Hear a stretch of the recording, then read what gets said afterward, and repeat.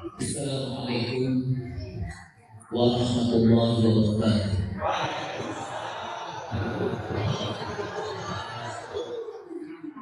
Bismillahirrahmanirrahim. Alhamdulillahi hamdan katsiran thayyiban mubarakan fihi kama yuhibbu rabbuna wa yarda. Asyhadu an la ilaha illallah wahdahu la syarika lah wa la na'budu illa iyyah. Wa asyhadu anna Muhammadan abduhu wa rasuluh. Ballagha risalah wa adda al-amanah wa nasaha al-ummah wa jahada fillahi haqqa jihadih.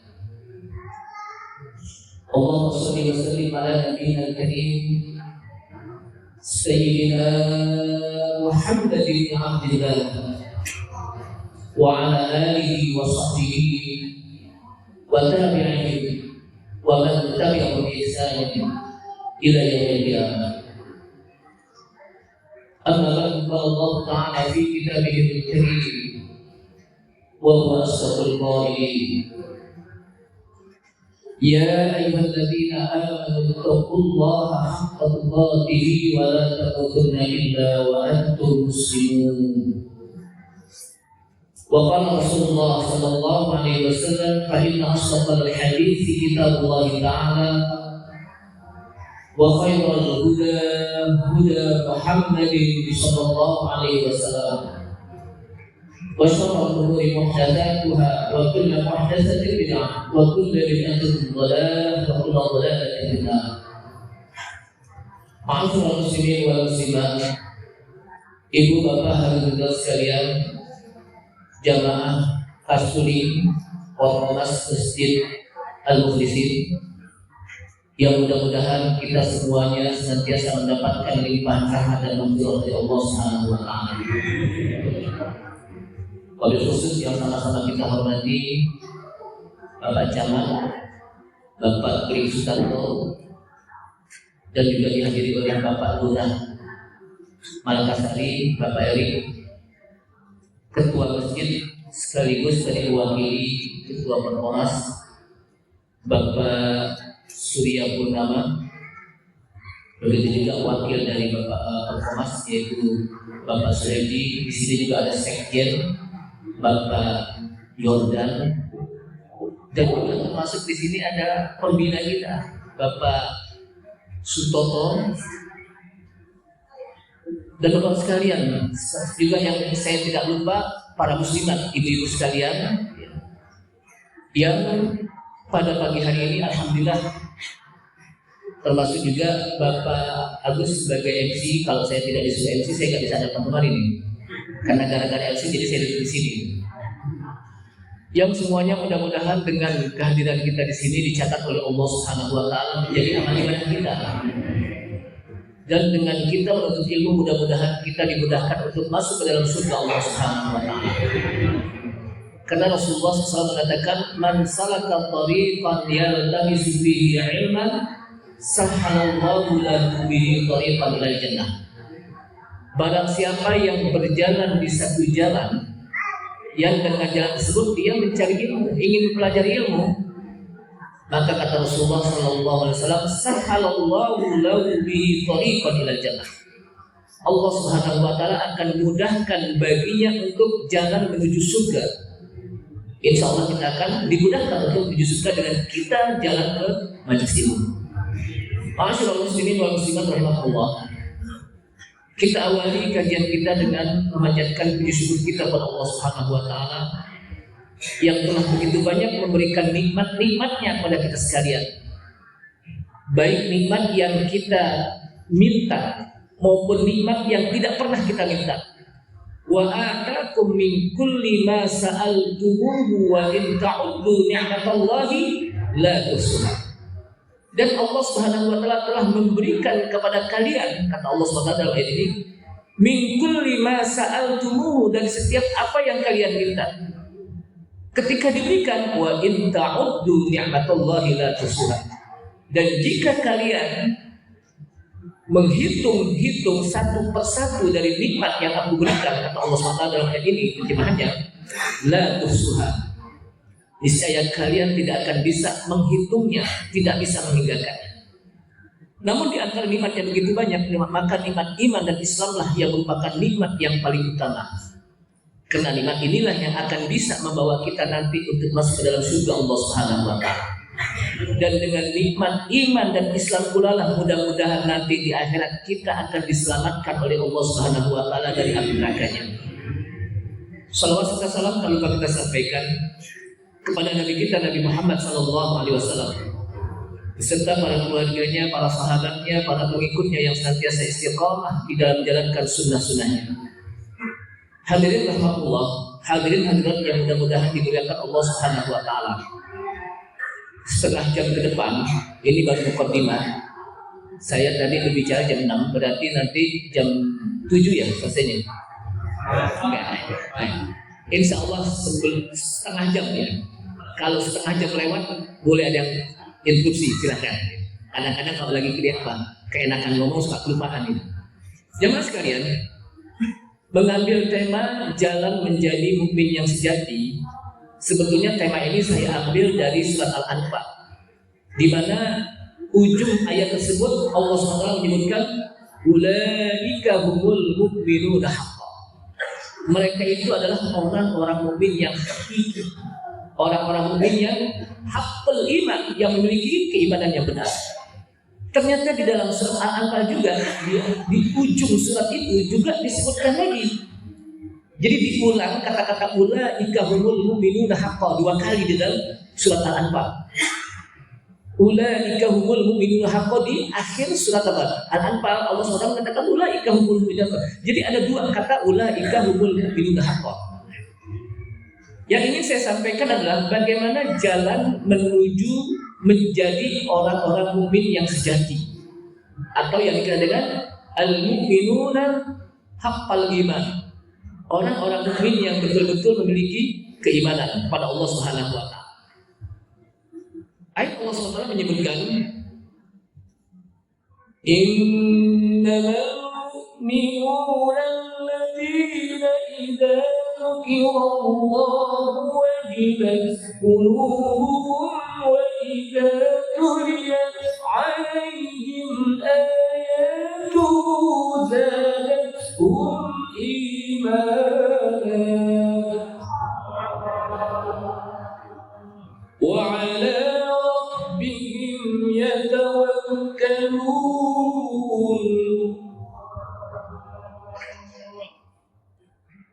الذين يقيمون الصلاة ومما رزقناهم ينفقون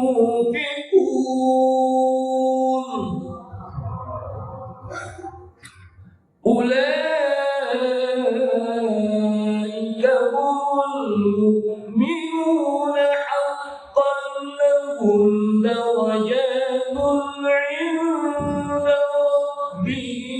ومغفرة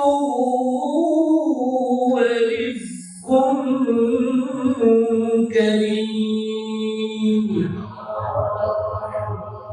Innamal mu'minun.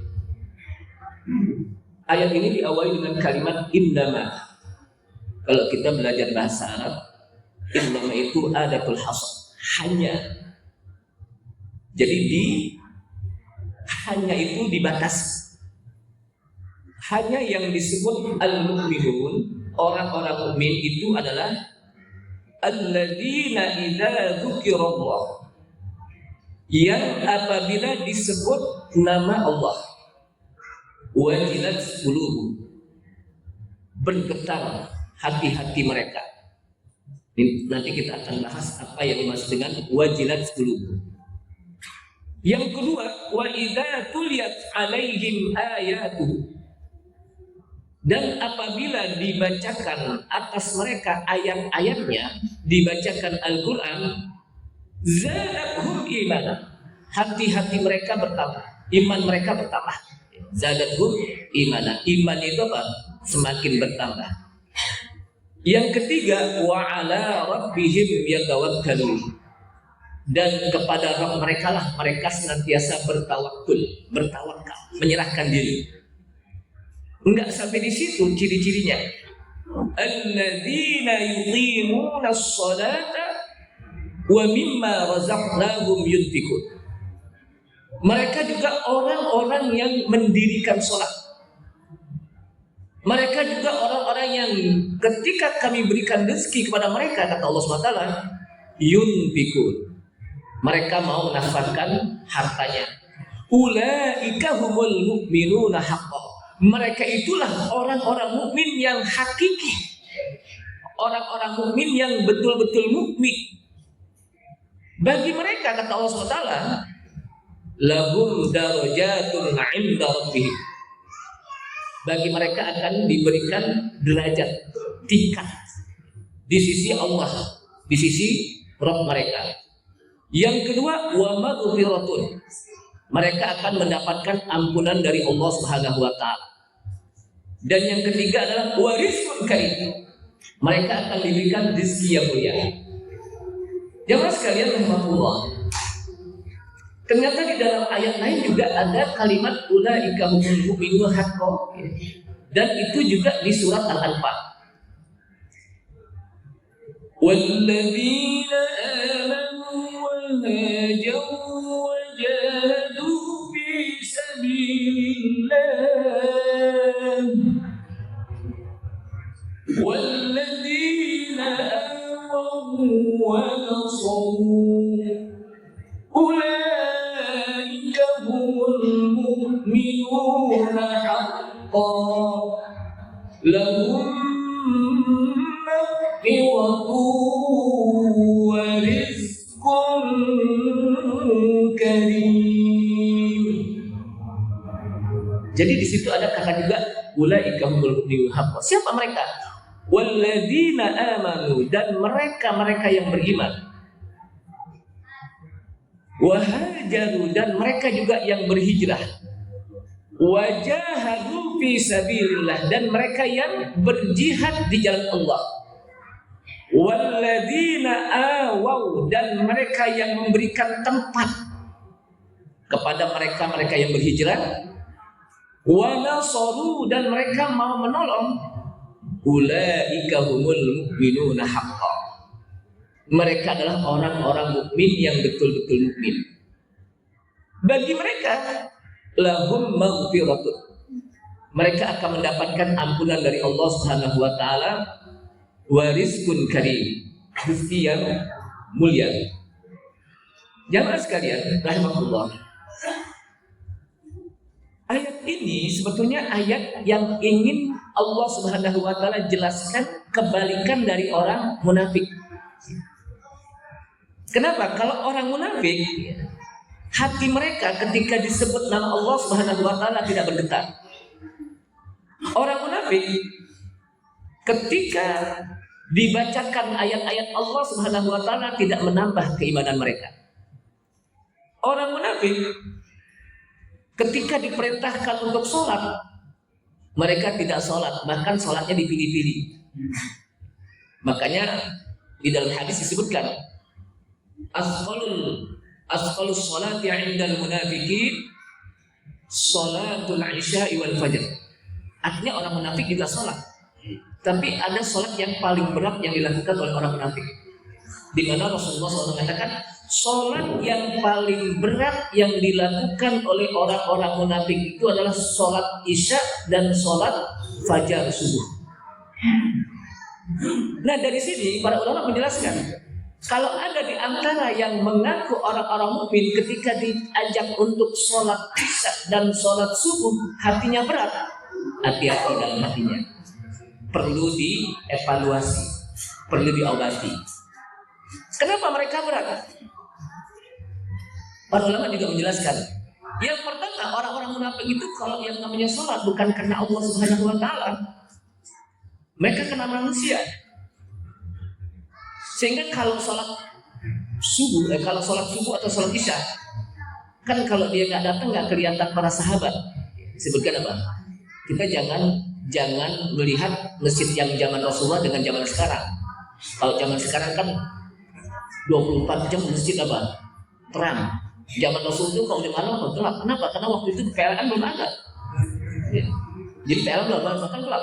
Sehingga kalau dia nggak datang itu nggak ketahuan orang-orang. Sebab mereka datang itu dalam rangka untuk menjelaskan saya mukmin sama dengan ente, biar kelihatan. Makanya Allah SWT mengatakan wa idza qamu ila sholati qamu kusala yura'una an-nasa wa la yadhkurunallaha illa qalila. Apabila mereka melaksanakan sholat, mereka juga melaksanakan sholat, tapi qamu kusala, mereka melaksanakan sholat itu dengan malas banget.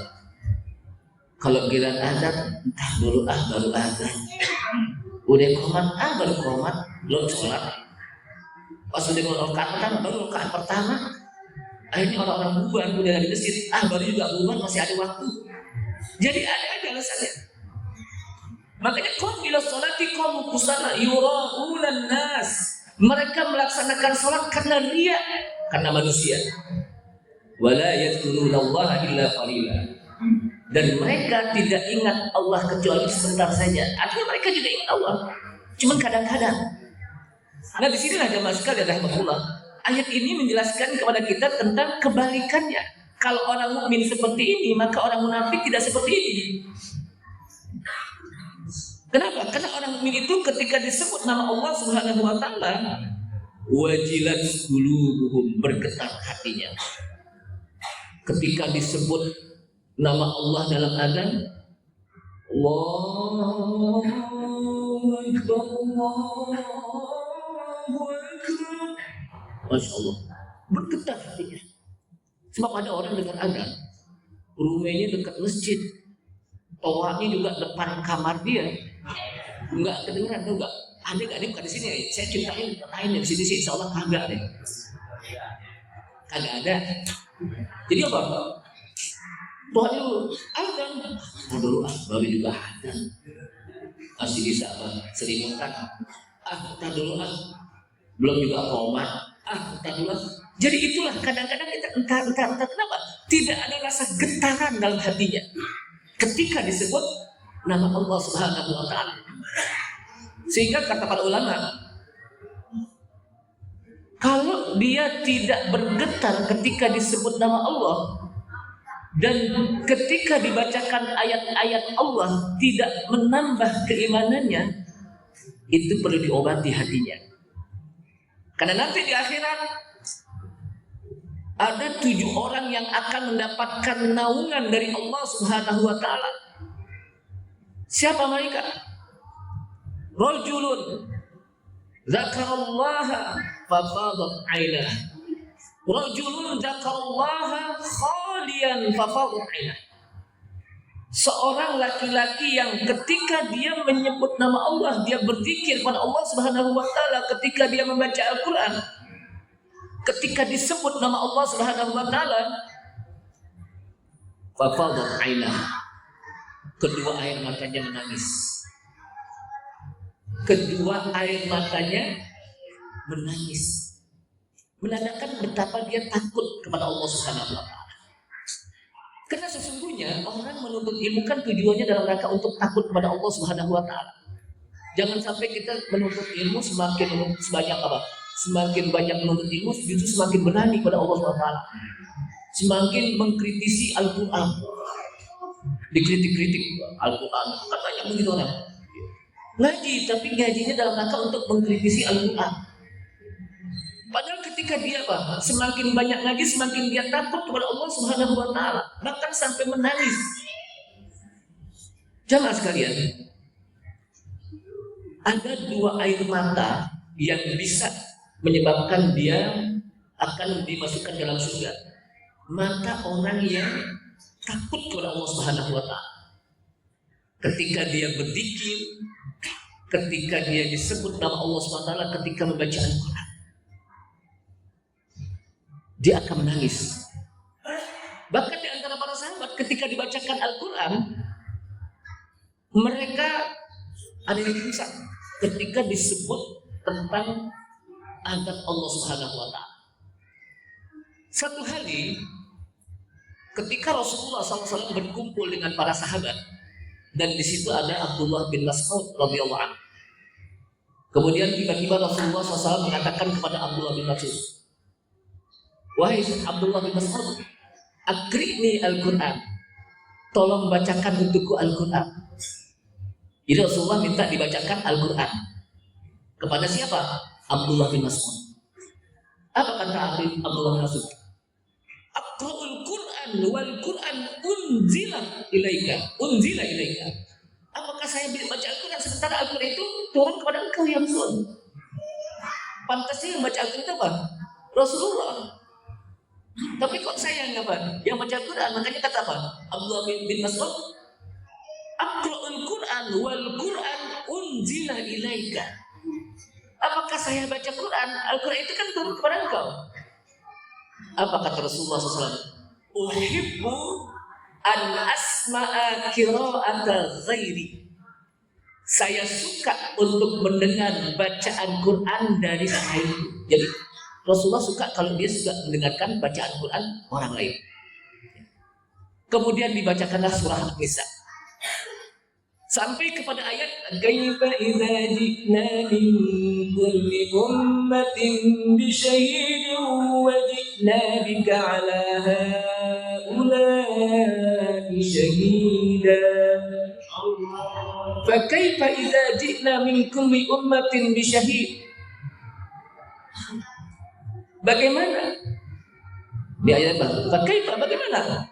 Idza ji'na, apabila kami datang min kulli ummatin, dari setiap umat itu bisyahid, saya menjadi saksi, wajibna bika ala haula'i syahida, dan saya nanti di akhirat menjadi saksi terhadap kalian. Jadi para rasul akan menjadi saksi kepada umatnya, dan Rasulullah SAW juga akan menjadi saksi di hadapan umatnya nanti di akhirat. Nah, ketika membaca ayat ini, kata Rasulullah, hasbuk, cukup sampai sini. Kemudian Abdullah bin Mas'ud melihat bagaimana Rasulullah mengalirkan kedua air matanya. Tapi betul-betul apa? Direnungkan apa yang dibaca oleh Abdullah bin Mas'ud. Nah sekarang kita ini yang udah berhatam Quran berkali-kali, kita kan khatam berkali-kali, apalagi di bulan Ramadan kan. Kira-kira pernah gak pada saat kita baca Quran menetes air mata kita?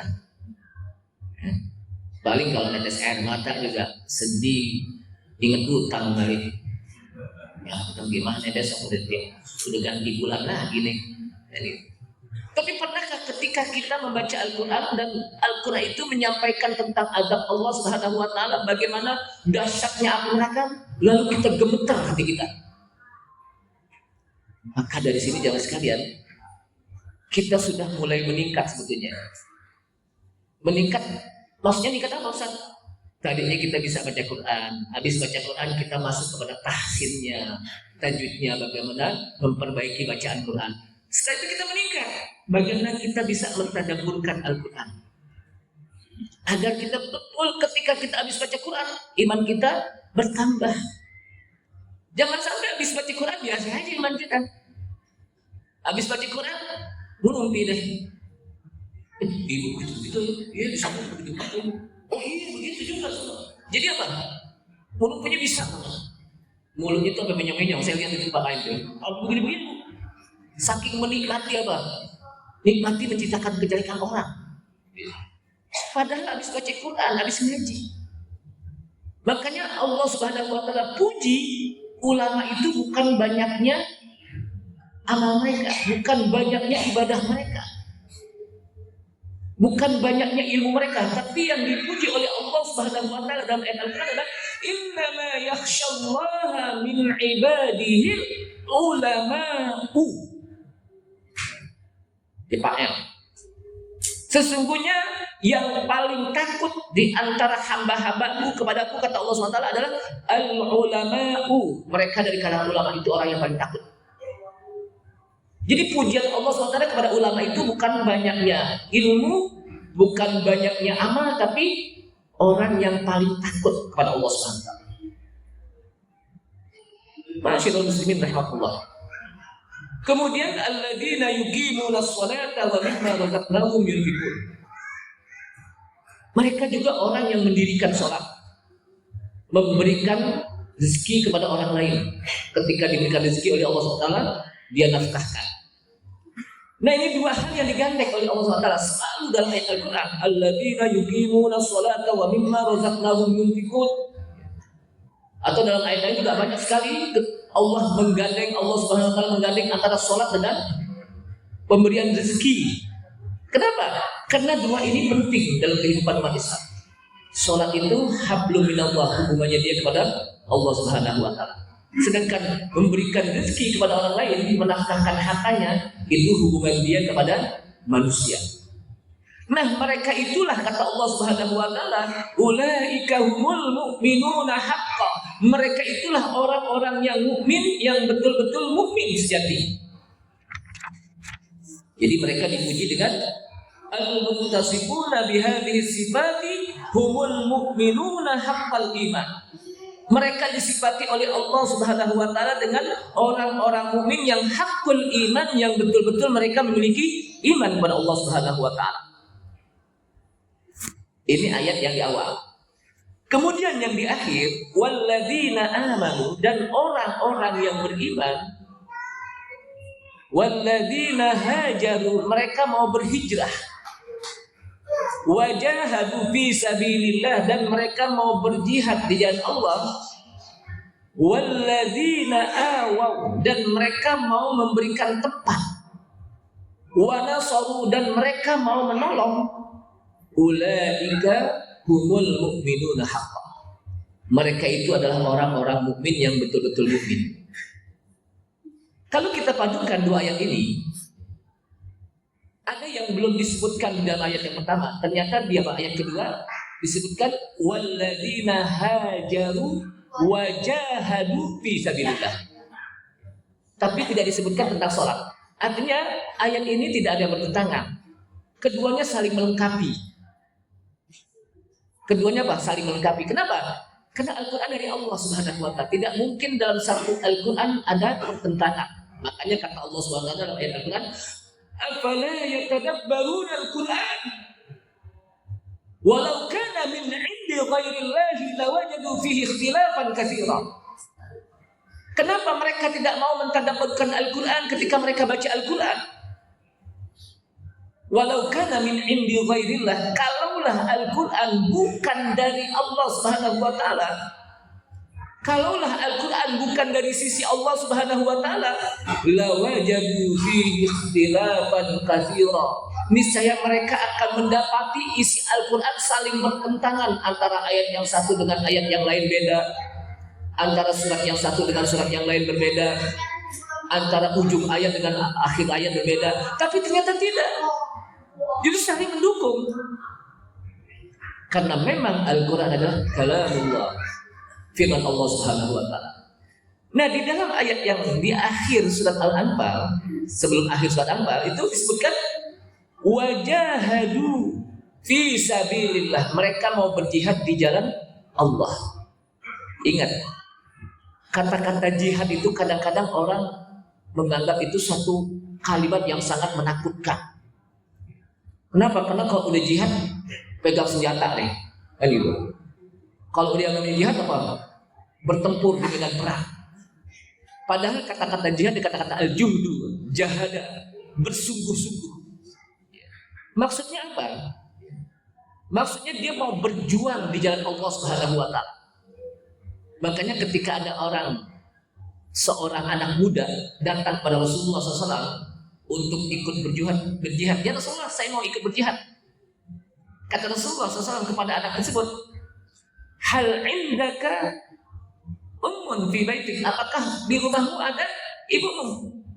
Ada ya Rasulullah, ibuku dia sangat membutuhkan aku. Apa kata Rasulullah? Li ummika jihad, untuk ibumu itu ada jihad. Artinya Rasulullah nggak ajak perang dia, tolong urus ibuku, itulah jihad. Jadi artinya jihad apa? Tidak harus pegang senjata gitu kan. Ini kan selama ini sehingga orang-orang Barat ketika mereka menjelaskan tentang jihad itu seakan-akan Islam itu fundamentalis, Islam teroris, Islam macam-macam lah. Pokoknya yang apa yang serem-serem itu Islam. Itu label-label yang dipakai oleh orang barat. Jadi label-label yang dipakai orang barat itu apa? Makanya kalau ada terjadi peperangan sono, peperangan sini, terjadi ekstremis sono, terjadi apa? Konflik sono, itu Islam tuh. Fundamentalis itu Islam tuh. Jadi semuanya dia apa? Ditujukan kepada Islam. Padahal justru Islam tidak begitu. Bahkan kata Rasulullah, kata Allah SWT dalam ayat Al-Quran, Muhammadur Rasulullah walladina ma'ahu asyiddahu 'alal kufar ruhama'u bainahum. Jadi Rasulullah SAW bisa menyebarkan Islam karena akhlaknya. Jadi jangan sampai ada orang yang mengatakan Islam itu disebarkan dengan ujung pedang. Ini kan orang-orang kafir nih yang bikin label-label kita apa orang kafir. Nah sekarang ini saudara-saudara kita di Palestina itu sedang membutuhkan kita.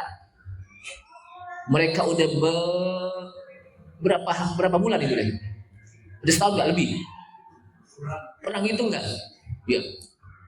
Ada yang meninggal, bahkan yang dibunuh itu bukan mereka menjadi apa? Orang-orang yang apa? Di medan perang. Kaum sipil pun kena, anak-anak pun kena, wanita pun kena, orang tua pun kena. Padahal dalam Islam itu ketika berperang itu nggak semuanya kena, nggak boleh semuanya apa dibombardir. Ada orang-orang, anak-anak selamatkan, kaum wanita diselamatkan, kaum sipil juga begitu, orang tua juga begitu. Jadi nggak semuanya habis, seakan-akan ingin dia habis gitu penduduk Palestina itu. Nah sudah waktunya bagi kita punya perhatian kepada mereka. Kalau kita nggak mampu, semuanya nggak mampu, dengan doa kita minimal. Ya Allah selamatkanlah. Makanya kan kita selalu dalam apa? Doa kita Allahumma ansur ikhwanana al-muslimina fi Palestin.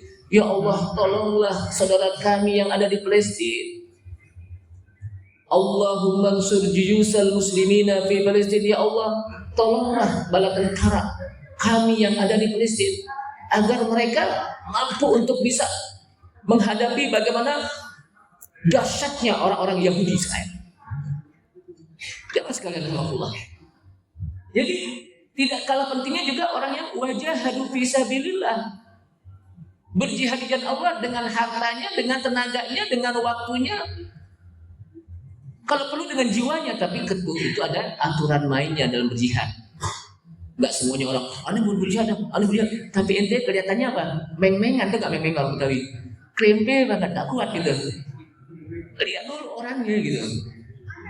Makanya Rasulullah SAW apa? Ketika ada sahabat yang, ya Rasulullah saya mau jadi pemimpin. Itu nggak bisa. Kenapa? Dilihat kondisinya gitu. Dilihat kondisinya. Jadi Rasulullah SAW melihat sesuai dengan kondisi orang. Masyaallah muslimin rahmatullah. Ulaika humul mu'minuna haqqan. Mereka adalah orang-orang mukmin yang betul-betul mukmin. Nah, bagi mereka adalah lahum darajatun 'inda rabbihim. Bagi mereka adalah derajat. Apa yang maksud dengan derajat ini? Pangkat di sisi Allah SWT. Kapan? Nanti di akhirat, di surga. Karena di surga itu memiliki tingkatan-tingkatan sesuai dengan tingkatan-tingkatan amal mereka. Tingkatan para nabi tentunya berbeda dengan tingkatan para sahabat. Para sahabat tingkatnya beda. Apalagi tingkatan kita. Tingkatan kita di mana ini? Ustaz nggak apa-apa deh, yang penting masuk surga Ustaz, walaupun di emperannya iya deh insya Allah. Mudah-mudahan. Tapi kata Rasulullah SAW, idza sa'altumul jannah, apabila kalian minta surga jangan tanggung-tanggung. Fas'alul firdaus. Mintalah surga firdaus, surga yang paling tinggi. VIP-nya surga itu apa? Firdaus. Jangan minta kepada Allah, ya Allah amal saya segini-segini ya Allah, saya masuk surga ya hari ini nggak apa-apa deh walaupun di emperan. Jangan, minta tetap surga Firdaus yang paling tinggi.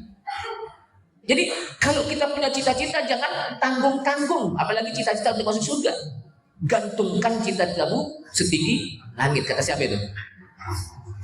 Jamaah sekalian, pernah satu kali Rasulullah SAW ada sahabat yang ngadu, ya Rasulullah, di dunia ini kita suka bertemu. Ketika saya pulang ke rumah rindu pada engkau ya Rasulullah. sehingga saya ingin lagi keluar untuk bertemu denganmu. Jadi dalam satu hari saya tidak ketemu dengan engkau ya Rasulullah, perasaan rindu. Jadi ada sahabat kalau satu hari nggak ketemu Rasulullah itu dia rindu banget. Bahkan ada yang apa? Berpengaruh dengan fisiknya, saking rindunya pada Rasulullah SAW.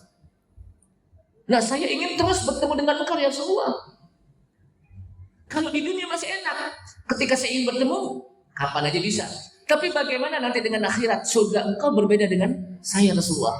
Apakah saya masih bisa bertemu dengan engkau ya Rasulullah di surga? Bayangkan. Apa kata Rasulullah SAW? Turun ayat. Turun ayatnya apa? Wa man yuti'illaha wa rasulahu fa ulaika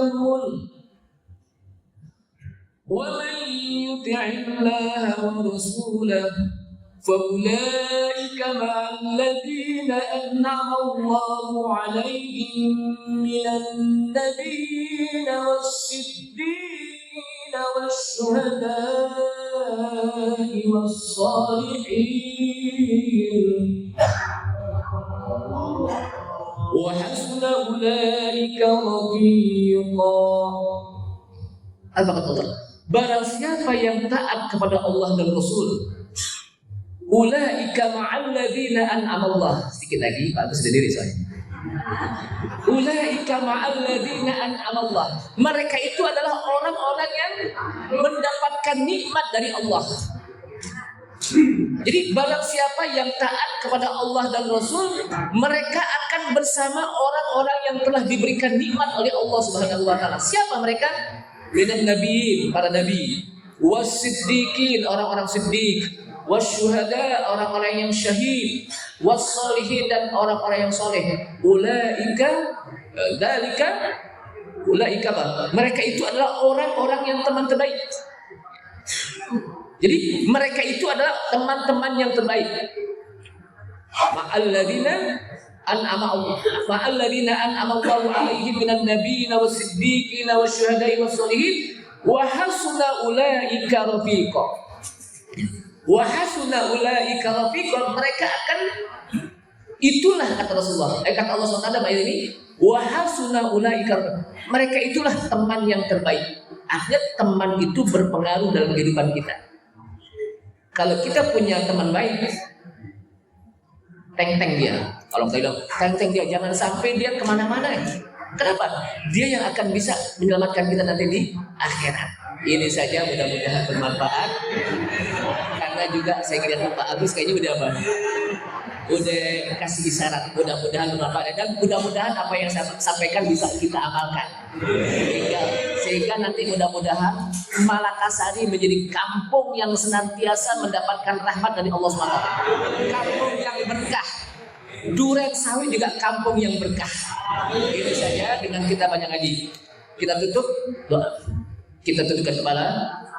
Kita Allahumma bihamdika asyhadu an la ilaha illa anta astaghfiruka wa atubu ilaik. Assalamualaikum warahmatullahi wabarakatuh.